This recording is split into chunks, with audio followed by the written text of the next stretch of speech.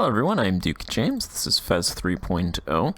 This is now Alpha 19, Alpha version 19. So the previous one for the Fez campaign was, I believe, 9. So I've skipped ahead 10 Alpha versions. So there's been a lot of updates. Most of it was balancing behind the scenes, but there's been some forward-facing things that they've done. So I'm going to go ahead and go over those in this episode. Alright, so the first thing is that they've added diplomatic range. So if a country is not in your diplomatic range, which is based on dip tech, then you cannot interact with them. Well, you can do limited interactions. You can offer condottieri, counter espionage, but not build spy networks. You can issue embargoes, request to share maps. You can do those 4 things, but you can't do anything else with them until you get them into your diplomatic range. So you can either increase your dip tech or conquer your way to these countries. And I can't interact with Huntawati. I'm a Daiviet. I can interact with Ayutthaya. Cannot interact with these guys down here. And I cannot interact with Min over here. So I have this very small world right here of countries that I can interact with.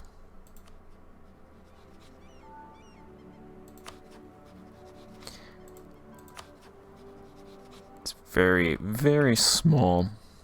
The other thing is now they have a new mechanic to negotiate alliance. So I'm not sure the specifics on how to do this with countries. With this country, it's our diplomatic tech +6, but base is -25, so that might be something that's very limited. What this mechanic is if a country is at their alliance limit, and you can successfully negotiate an alliance with them, they will drop their weakest ally and ally you instead. So you can see they would do an alliance, but they wouldn't negotiate an alliance. So that's pretty good if you want alliances. Now, you don't have to have countries break their alliance. You can just negotiate, potentially. That would suck if you're a smaller power, though, because your ally might break their alliance with you to negotiate with someone else, though. But it's interesting that they added range and negotiating alliances, because with limited range now, countries shouldn't have too many alliances. So that's probably going to be very situationally used. Province modifiers have been added back, so there are now centers of production. There are regional cities and centers of learning again. And of course, centers of trade were never removed.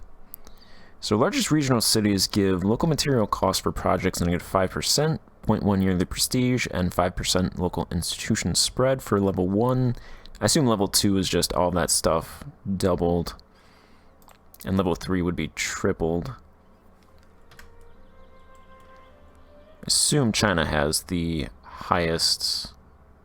Actually, China just has a bunch of regional cities.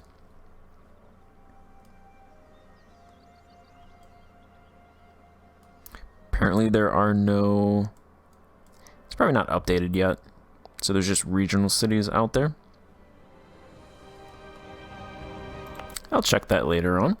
Centers of production give urban output, I assume 2.5% for level 1, and industrial infrastructure cost 5%. Level 3 gives 7.5% urban output and 15% industrial infrastructure cost reduction. Centers of trade give 1 unrest, 0.025 prestige, and some local institution spread. Yeah, 10% local institution spread for level 1. So you definitely want to build, you want your regional cities where you're going to build your infrastructure, which, speaking of infrastructure, they have added a 7th unit size. So there are now 7 ranks to infrastructure. There are no provinces in the world that even come close to rank 7 infrastructure, so I can't actually check those. If they're, I assume if there were in the world, they would be in China at the start of the game. They've also went ahead and, I believe, updated the natural locations to be more descriptive and have better effects. This one gives commerce output plus 20%, harbor infrastructure cost negative 20%, and commerce output 5%, versus this confluence here, which just gives commerce output plus 20%. Because this one has a harbor as well. The crop system has also been reworked, so now there are just crops. There's 1 unit of crop in every province. So as far as I know, from what I read, every province still produces individual food groups, and the province will pick the best 2 in that province, and it will grow those. And then once the Columbian Exchange happens, it will recalculate and grow the best crops as well. So it's more of an automatic system, so you don't have to worry about identifying the best crops to grow in a province. It'll just happen automatically, which is really nice because that reduces some of that micromanaging that you had to do before. I pretty much just ignored the Columbian Exchange anyway because most foods didn't beat wheat, and I really didn't want to look for 0.1 production improvement in my provinces, so this is definitely a improvement to the system. And the last major change that they've done that I know of is to the bureaucracy. So in addition to these reforms with the bureaucracy, they've also added these two: reform the administration and curtail the bureaucracy. So this reform the administration is good things that you want to do in regard to the bureaucrats. Something like formalize the administration, so that would give 2.5% admin efficiency, some yearly state reach, reduce global autonomy, but increase administration cost. These absolutely destroy your relations with the elites. But you need to do those in order to do some institutions like meritocracy. They have a whole list right there: sale of office reform, tax farming reform, bureaucratic hierarchy reform, which I assume all of those are in this list. So this is another group of things that you have to do. And then curtailing the bureaucracy is basically harming the bureaucrats, and the other elites absolutely love these. Like the effects of weakened regulations for revenue leases, some base welfare reduction, reduces state share of tax revenue, and provincial corruption. So I can't imagine I would do any of these unless I need to do them for other reforms. So they've added some more reforms that you have to go through. Lots of reforms.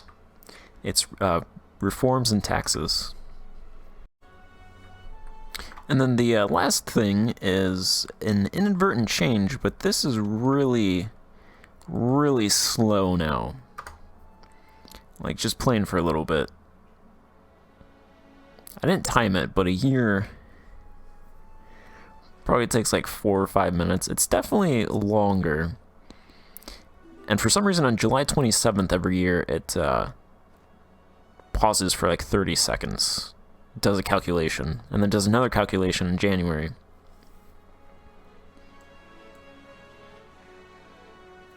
So a month probably takes, what, 20, 25 seconds just to go through?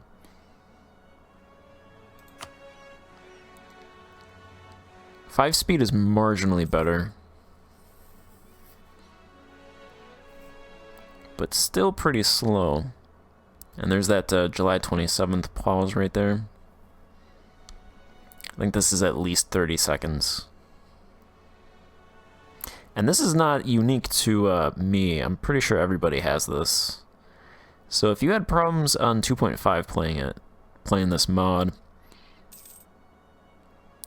probably not gonna be any better on 3.0 unless there's major improvements to it, which since the last version of the alpha, it's just gotten slower, so it's definitely not trending faster. So I think I'll have to play on 5 speed.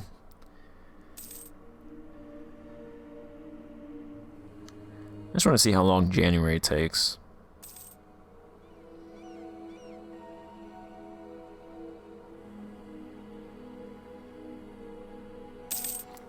Probably 30 seconds, at least.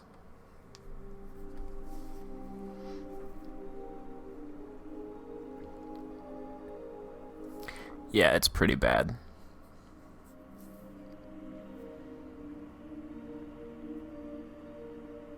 Also, I had problems on like January 29th.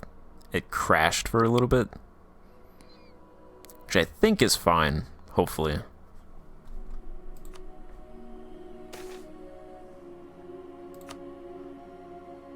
This is not my actual campaign yet, so none of this matters. But that's some changes since Alpha version 9. So from Alpha version 9 to 19, most of the changes are actually behind the scenes, a lot of balancing, but those were some of the forward-facing changes that I saw, so I thought I'd just go over them before the start of the actual campaign. So thanks for watching, and goodbye.